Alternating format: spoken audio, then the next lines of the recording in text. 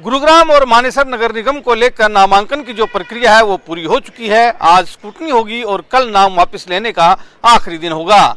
तो एक तरह से अब चुनावी मैदान में दोनों ही पार्टियों के नेता आ चुके हैं। गुरुग्राम में जहां 36 वार्डों के लिए 201 लोगों ने नामांकन दाखिल किया, वहीं मेयर पद के लिए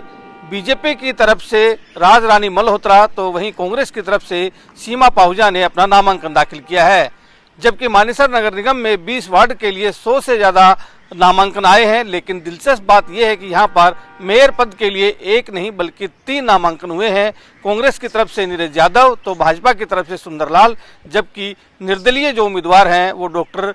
इंद्रजीत हैं जिन्होंने नामांकन दाखिल किया है और ये भाजपा से बागी होकर के इन्होंने नामांकन किया है। तो मानेसर में कहने का मुकाबला जो है वो त्रिकोणीय है और यहाँ पर भाजपा के आगे बड़ी दिक्कत ये है कि उनकी पार्टी से ही बागी होकर एक निर्दलीय ने ताल ठोक दी है। जबकि गुरुग्राम में मेयर पद के लिए मुकाबला सिर्फ और सिर्फ कांग्रेस और बीजेपी के बीच ही है, जहाँ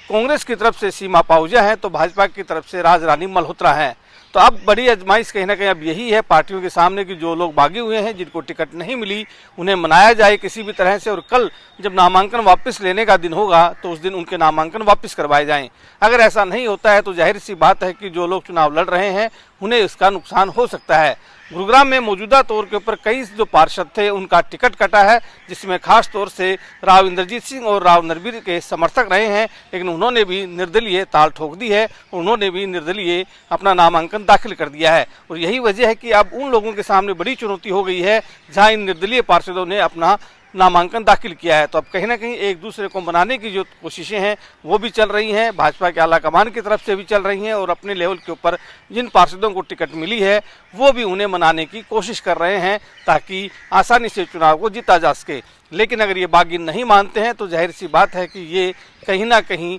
बीजेपी के लिए परेशानी की सबब हो सकता है, क्योंकि पिछली बार भी हमने देखा था कि जब एक तरह से जब बीजेपी ने टिकट नहीं दी थी तो उसके बावजूद भी बहुत सारे लोग निर्दलीय चुनाव मैदान में उतरे थे और महज 13 सीट ही जीतने में बीजेपी कामयाब रही थी। लेकिन उसके बाद जो लोग बागी होकर जीत कर आए थे वो दोबारा से बीजेपी में शामिल हो गए थे और इस तरह से नगर निगम की जो पूरा सदन है उसके ऊपर भाजपा का कब्जा हुआ था। लेकिन इस बार अगर दोबारा से जो निर्दलीय चुनाव मैदान में आए हैं वो एक बड़ी परेशानी कहीं ना कहीं अब इन लोगों के लिए खड़ी कर रहे हैं जो चुनाव जो सिंबल के ऊपर चुनाव लड़ रहे हैं। लेकिन अब ये कहीं ना कहीं उन लोगों को भी हम मनाने की कोशिशें की जा रही हैं, चाहे वो लोकल लेवल पर अपने जो स्थानीय विधायक या मंत्री हों या फिर केंद्रीय मंत्री हों या फिर भाजपा आलाकमान की तरफ से ही क्यों ना हो, सभी लोग ये कोशिश कर रहे हैं कि जो लोग बागी हुए हैं उन्हें मनाया जाए, क्योंकि कल आखिरी दिन है। अब देखना ये होगा कि कल नामांकन वापस लेने का जो आखिरी दिन है उस दिन कितने लोग नामांकन वापस लेते हैं और कितने लोग बागी होकर के चुनाव मैदान में डटे रहते हैं। धर्मवीर शर्मा, न्यूज़ 18, गुरुग्राम।